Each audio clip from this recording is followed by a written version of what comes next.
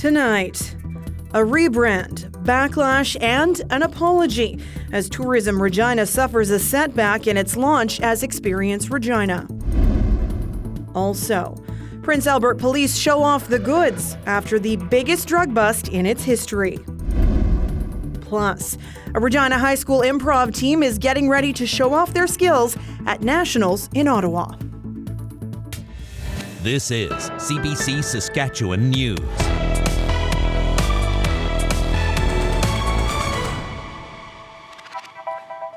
It is Monday, March 20th, and the CBC Saskatchewan News starts right now. Good evening, and thank you for joining us. The launch of a new tourism campaign in Regina has turned into a bit of a public relations disaster. The backlash has caused Experience Regina to admit it went too far with a campaign that many deemed sexist and inappropriate. Alexander Kwan has more. Terrible. That's what I think. Terrible publicity. That's not exactly a ringing endorsement, and not what you want to hear if you've just launched a new campaign to promote tourism in Regina. Last week, Tourism Regina rebranded itself as Experience Regina through a rendition of an old viral video. But its attempt at a new name was quickly forgotten when it launched using slogans like "Show us your Regina" and "The city that rhymes with fun." Both are tongue-in-cheek references to female genitalia. Neither are acceptable, says this former board member of Tourism Regina. If this rebrand succeeded the way that they wanted to, this would have, the city that rhymes with fun. Well, I'd like to see you explain that to a 7-year-old. Kristen McLeod was so disgusted by the sexualization of her city that she wrote an open letter to Mayor Sandra Masters. This is the first time in my almost 50 years of living in this city that I have felt like maybe this isn't my people. Maybe I don't belong here. There was plenty of online backlash. Companies that sold merchandise for the campaign quickly pulled it from their stores and issued apologies. On Sunday, the CEO of Experience Regina issued his own apology. We just went too far. Tim Reed says it was his mistake. It was really evident to me as this weekend progressed that this is not where we wanted to be with this brand, and it's not where I wanted to be personally. While sexual innuendo may be dropped, Experience Regina is going to stick around. For McLeod, that is not good enough.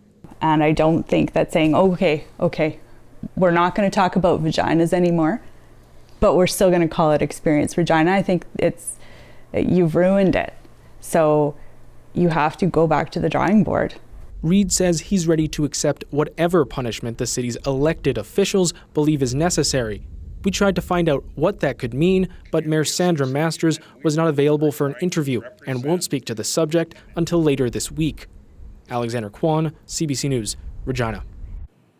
Today at the Legislature, people living with disabilities on income assistance called on the provincial government to increase their benefits. They say as the cost of living has increased, their benefits have not kept up. One woman said she would need a significant bump to be independent. 50% increase, honestly. Like currently it's $1,100 a month. And adding $550 on top of that would make it feel more manageable to be independent. But I know that's a big ask.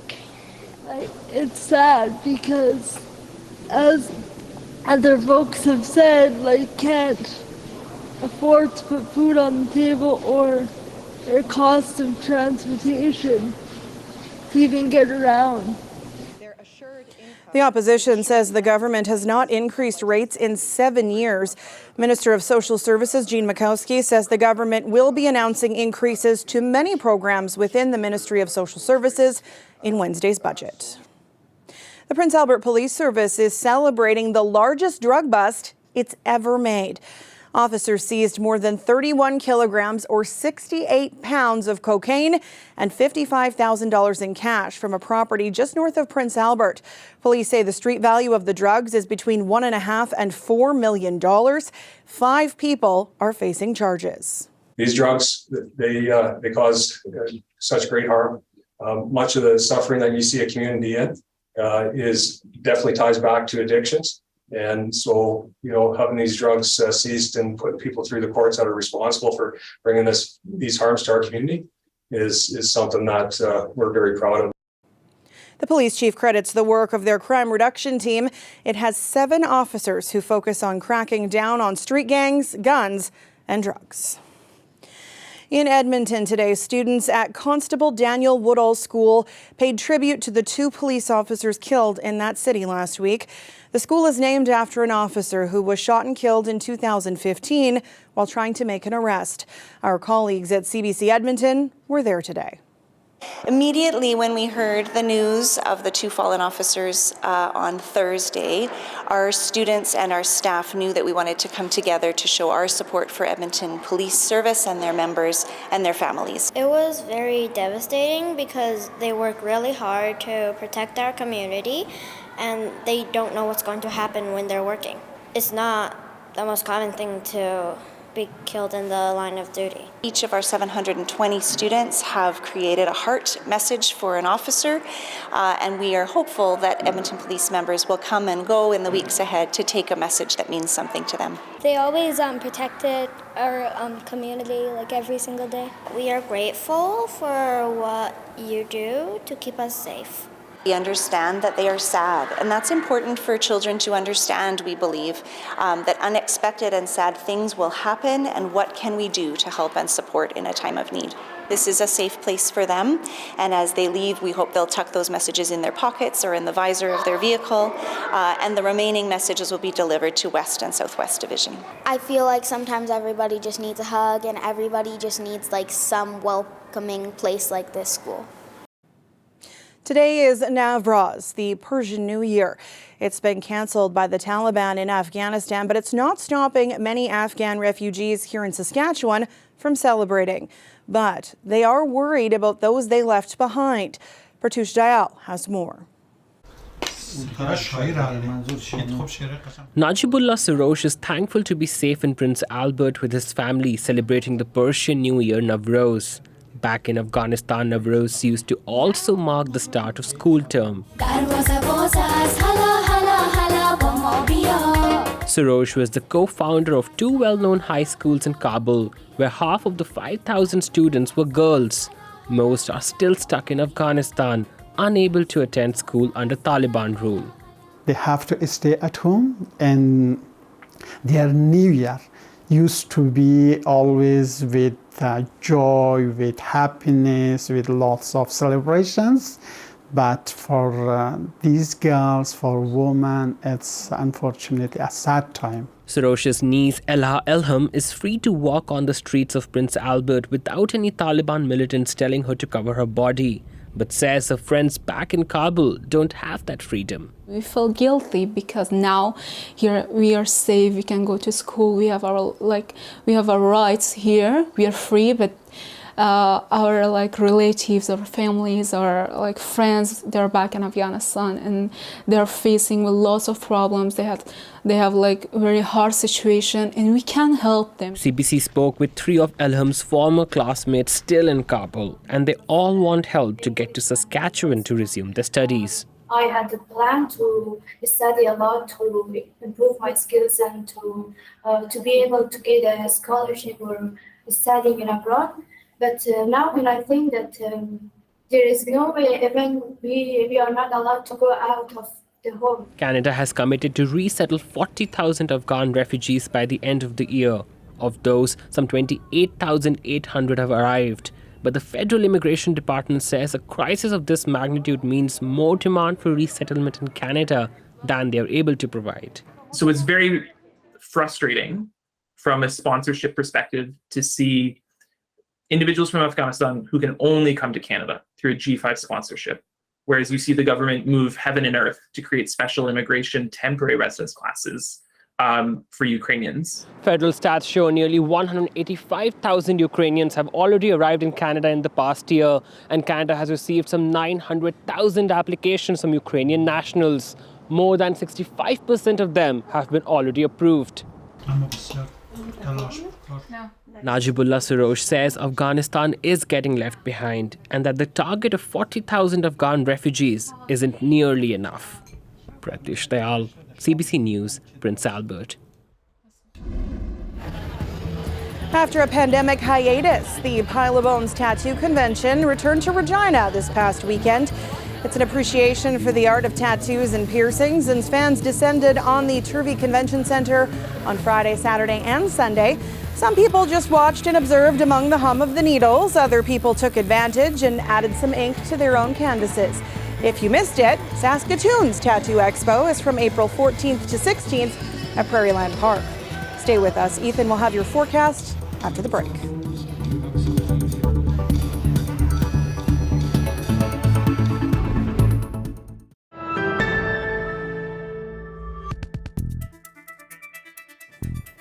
As we head into this first official week of spring and all the snow melts away eventually, we will see a flush of water into our rivers, and that includes the North Saskatchewan. The river and its surrounding watershed covers close to 100,000 square kilometers between Alberta and Saskatchewan.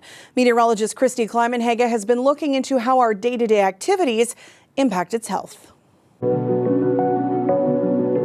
For a lot of us, the North Saskatchewan River may seem just that, a river. Sure, we notice when levels go up and down, when the color changes, but what do we know beyond that, and how does it affect our day-to-day? The North Saskatchewan River is part of a complicated system called a watershed, a network of streams, creeks, groundwater, and surface runoff, and it runs from the ice fields of Banff National Park across Alberta into Saskatchewan. And along its course, cities, farms, industry, and all that human activity can impact its health and the people and animals who rely on it. So, how healthy is our North Saskatchewan watershed? You have to look at the quality and quantity of water coming into the river, available groundwater, land cover, and impact of populated areas. Now, it's been more than 15 years since the health of the North Saskatchewan watershed was last monitored, but there are a few things that we do know. The headwaters area, so closer to the mountains where it's more forested and there's less development, much healthier watersheds than where we have really just colonized and built up the land and changed how the water flows over it. Alberta's watershed is split up into 12 sub-watersheds. While most are considered in good or fair health, 2 have had more issues. The Strawberry and Vermilion watersheds are both considered poor in health, and those impacts will be felt downstream in Saskatchewan. For the Strawberry, it's because Edmonton is a huge part of that, and there's a lot of built up infrastructure, which changes a lot of the function of the watershed as well as the health. And in Vermilion, it has a very, very long history of agriculture, turning the land from largely wetlands and grasslands to agricultural lands. And that had a huge impact on the health and the functioning of this landscape, in order, especially for adapting to climate change scenarios like flood and drought. Wetland and natural spaces like those found along the North Saskatchewan River actually store water, slowly releasing it over time. And that can make a big difference in a dry summer, something that will only become more important as we see extremes of climate change. So what's being done to protect this key watershed? After the last State of the Watershed report, steps were put into place to improve health, especially in those problem areas. In cities like Edmonton, that means more green infrastructure, improved wastewater facilities, and stormwater ponds that can simulate wetland environments. In rural areas, many landowners are also taking steps to protect the watershed, even if it's as simple as moving livestock back from riverbanks. Work is now underway to update the watershed's health index to see if initiatives like these are paying off. Christy Kleimenhage, CBC News, Edmonton. This weather update is brought to you by It's March, It's Madness at Capital Ford Lincoln.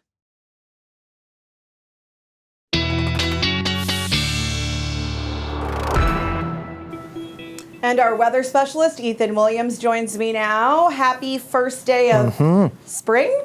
Spring, yeah. Somebody's caught Mother Nature sleeping on the job here in Saskatchewan today. It is definitely not feeling like it, but you know, Sam, if there's one good thing about the spring equinox, it means that we do get a little bit of daylight back. So on December 21st, sunset on average across the province around 4:45 in the evening. We had about 8 hours of daylight, and tonight we're looking on average at a sunset around 7 o'clock. We have equal day, equal night, and of course that will only get longer, that daylight, as we head through the next few weeks toward and next few months here as we head toward the summer solstice. Now, It was cold today. How do we compare to last year? Well, in Regina, we were sitting at 5 degrees above zero on the first day of spring last year. But the coldest, or the last time it was this cold, you have to go back to 2013 when it was minus 11 for a daytime high in Regina.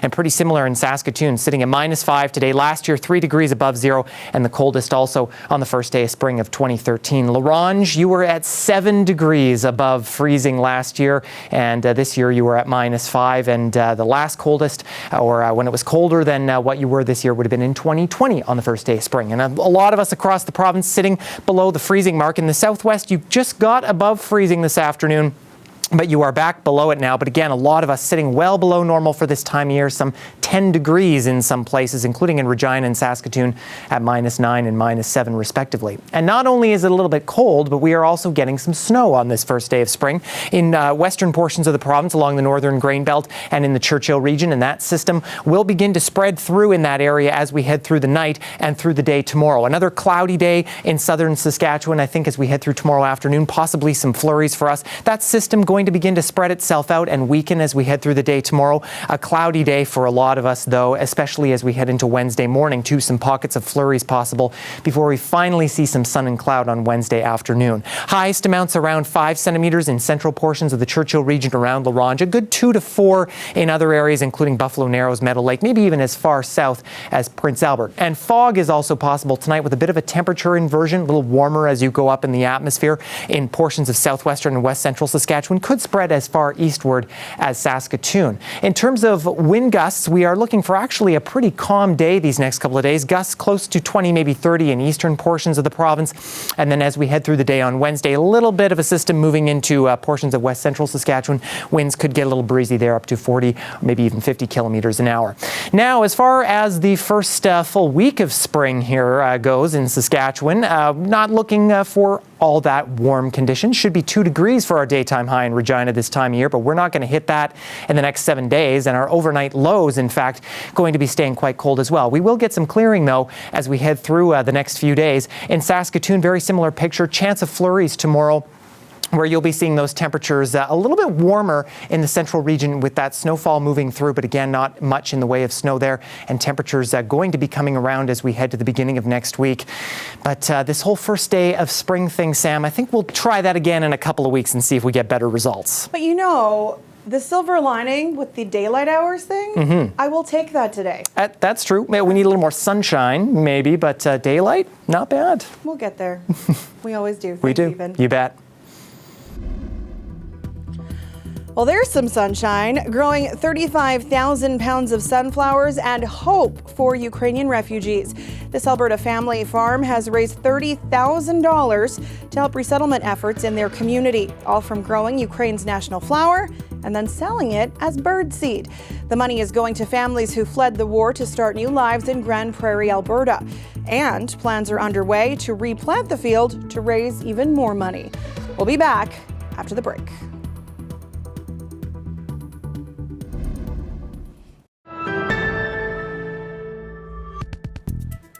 Chinese leader Xi Jinping is in Russia today, where he met with his counterpart, Vladimir Putin. The visit is a show of close economic ties and a strategic partnership between two allies. But Russia's ongoing war in Ukraine overshadows the three-day trip. The two leaders are looking to send a message of defiance to Western leaders. Beijing also wants the oil and gas from an energy-rich Russia. In turn, an increasingly isolated Moscow needs a powerful friend as it deals with crippling Western sanctions.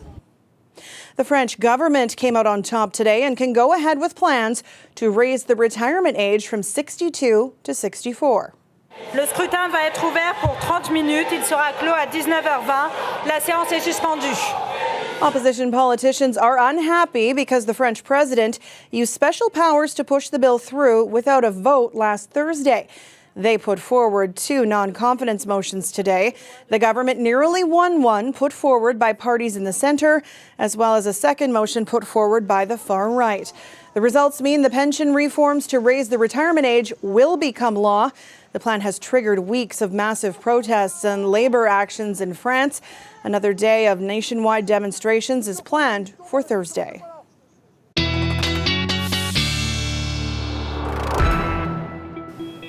And Ethan is back with one last look at your weather. Any silver linings in this one? Still not feeling like spring, that's for sure. Tomorrow morning, still at -12 in Regina, and with the wind chill feeling closer to -19. We'll be clouding over as we head through the afternoon. Mostly cloudy, is still -10 by the noon hour, and look for some possible flurries in the afternoon. Saskatoon, we're starting a little cloudier around -11, around -18 with the wind chill, and then as we head through tomorrow afternoon, we will be warming up, cracking those double digits just by a little bit. One sure sign of spring, the swans returning to the Qu'Appelle Valley, and Penny says that she thinks it's a trumpeter swan, and they do arrive in March, so that is very possible. Looks a little lonely there, Sam, but he's got a couple feathery friends there. I love how much we're learning about animals from our viewers. That's right. Isn't this great? It's awesome. Thanks, Ethan. You bet. Before we leave you tonight, a Regina High School improv team is perfecting their skills, getting ready to head to Ottawa. The students at O'Neill won provincials and soon will be off to nationals. We stopped by a rehearsal to see how it's going. And we'll see this seat in 5, 4, 3, 2, 1. Oh, hello, is this the Royal Bank of Canada? I love improv because it's a different way to express your creativity and also be a part of the arts. There's a lot of theater in it, but it's very much so everybody bringing whatever they have to the table and just cooperating all together. Run, the basilisk! I was in grade 9 when I first did improv, and my older sister is actually the coach, so I didn't really have much of a choice. I was forced to, not against my will.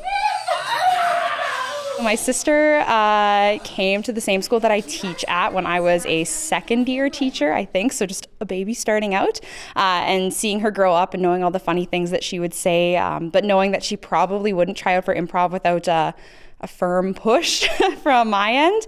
So I told her, give it a try for a year and see how it turns out, she's still friends with the people that she was on the team with in grade 9. And just seeing her be able to come out of her shell a lot is not only a proud coach moment, but a proud big sister moment. I've struggled with anxiety a lot, and being able to just express myself here has instilled a lot of self-confidence. And you're going to be locked up forever. I don't want to go to the yard. I joined musical, and then I just kind of got wrangled in with all the weird musical theater kids, and then I found out that I fit in with them, so that's kind of how I'm here. What? I know. I don't think it's real, but it might be real. Normally we'll do like a warm-up that kind of gets like tongue twisters, that gets your mouth moving, and like brain exercises that kind of gets you thinking, lots of things that will like add into a scene, and lots of like fun games just to get everyone's energy up so that our energy in our scene is so much better. I'm seeking them out, and I've seeked the Ritz. Oh, I love Ritz. I'm so glad. Improv, when you're sitting on the sides, you're just thinking about what the teams are doing well, and wow, that's a really good way to think of that story, or that's a great plot twist, or I never thought about exploring it that way. And it's just a loving competition because you're not at each other's throats, but you are just supporting one another. It opens up a lot of different possibilities for finding a new group of friends, for exploring creativity, gaining some more self-confidence, being able to speak in front of other people, and just creating a network and a community of people that are like-minded around you. The team from O'Neill leaves for Ottawa on April 4th, and of course, we're wishing you the best of luck. That is it for us tonight. For news anytime, you can always head to our website or subscribe to our YouTube channel. Glenn Reed will be back with more local news at 11. Thanks so much for watching, and have a great night.